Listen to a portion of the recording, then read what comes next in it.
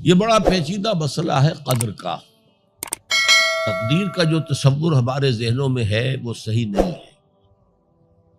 قدر کہتے ہیں اندازے کو، ایویلویٹ کرنا، کسی چیز کی قدر و قیمت کا اندازہ کرنا.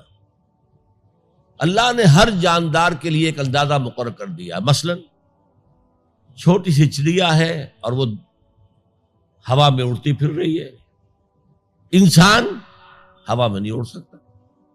مشین بنا کر ہوائی جہاز میں اڑ جائے، خود تو نہیں اڑ سکتا. تو یہ ہر نوع کی ایک تقدیر ہے. اسی طریقے سے ہر انسان کے بھی کچھ لیمیٹیشنز ہیں. ہر انسان کو دو چیزیں ملتی ہیں جس میں اس کا کوئی دخل نہیں. اسے والدین کی طرف سے جینز مل رہے ہیں، اس کے اثرات اس کی شخصیت پر ہوں گے. پھر جس ماحول میں اسے پیدا کیا گیا ہے اس ماحول کے اثرات ہوں گے.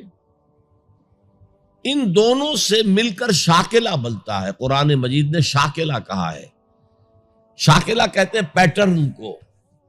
آپ نے لوہے سے کوئی چیز ڈھالنی ہے تو پہلے لکڑی کا پاٹرن بناتے ہیں. ہمارے مصری لوگ پاٹرن کہتے ہیں اس کو. اسے آپ پیٹرن سمجھیے تاکہ اس میں آپ نے لوہا پگھلا کر ڈالا تو اسی کے مطابق ڈھل گیا. تو ہر انسان کا ایک پیٹرن ہے جو اس کے جینز سے اور اس کے انوائرمنٹ سے بنا ہے، اور ہر انسان کا محاسبہ اسی اعتبار سے ہوگا. اگر کسی کے شاکلہ میں 100% نیکی کا اللہ تعالی نے صلاحیت رکھی تھی اور اس نے 40% کی ہے، وہ مارا گیا. جس کے اندر رکھی 50% دی، اس نے 40% کر لیا، کامیاب ہو جائے گا. لا یکلف اللہ نفسا الا وسعها. Every individual will be judged according to what was given to him by Allah subhanahu wa ta'ala. لیکن تقدیر کا مطلب یہ نہیں ہے that we are bound to do something. No. There is no predestination. It's only pre-knowledge.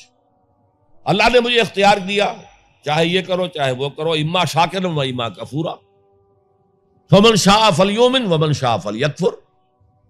جو چاہے ایمان لائے، جو چاہے کفر کا اختیار کر لے. لیکن اللہ کو معلوم ہے کہ تم کیا کرو گے. یہ پری نالج ہے اللہ کا، پری ڈیسٹینیشن نہیں. اللہ نے مجبور نہیں کیا. ہاں وہ لمیٹیشن جو آپ کی شخصیت کے اندر ہے وہ اپنی جگہ ہے، لیکن نیکی اور بدی، خیر اور شر، حق و باطل کا چوائس آپ کو دیا ہے. اما شاکرا و اما کفورا. فمن شاء فلیؤمن ومن شاء فلیکفر. This free will is with you and you will be adjudged on the basis of this free will. البتہ کتنی نیکی تم کر سکتے تھے اتنی کر لی، کامیاب، چاہے وہ مقدار میں کم ہو. اب جب غزوہ تبوک کے موقع پر حضور نے مسلمانوں سے کہا یہ جیش العسرہ ہے، ساز و سامان چاہیے، اب لاؤ پیسے پیش کرو. حضرت ابوبکر نے اپنا سارا اثاثہ لا کر رکھ دیا. پوچھا اپنے بال بچوں کے لیے کچھ چھوڑ کر آئے ہو؟ کہ کچھ نہیں چھوڑا. صدیق کے لیے ہے خدا کا رسول، بس اللہ کا نام چھوڑ کر آیا. اب حضرت عثمان نے بہت دولت دی اس وقت. ایک غریب انصاری، اس نے ساری رات ایک یہودی کے باغ میں وہ کنویں سے پانی کھینچ کر باغ کو سیراب کیا. صبح کو اسے کچھ کھجوریں مل گئیں اجرت کے طور پر. اس نے آدھی لا کر اپنے بال بچوں کو دے دی، گھر کا نفقہ، نان نفقہ شام تک کے لیے. آدھی حضور کے سامنے لا کر رکھ دی. جو منافقین موجود تھے انہوں نے تمسخر اڑایا.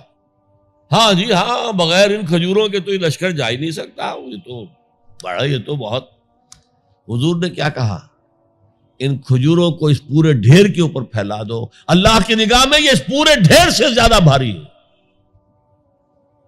تو آپ جو کچھ کر سکتے ہیں کیجئے. اللہ تعالیٰ کی لاٹھی اندھے کی لاٹھی نہیں ہے جو برابر چلے سب پر، بلکہ ایوری انڈیویجول اس کے علیحدہ علیحدہ حساب ہوگا. اللہ کا کمپیوٹر بہت بڑا ہے، بہت بڑا ہے، بہت بڑا ہے. وہ ہر ایک کی قدر و قیمت کا تعین کر لے گا.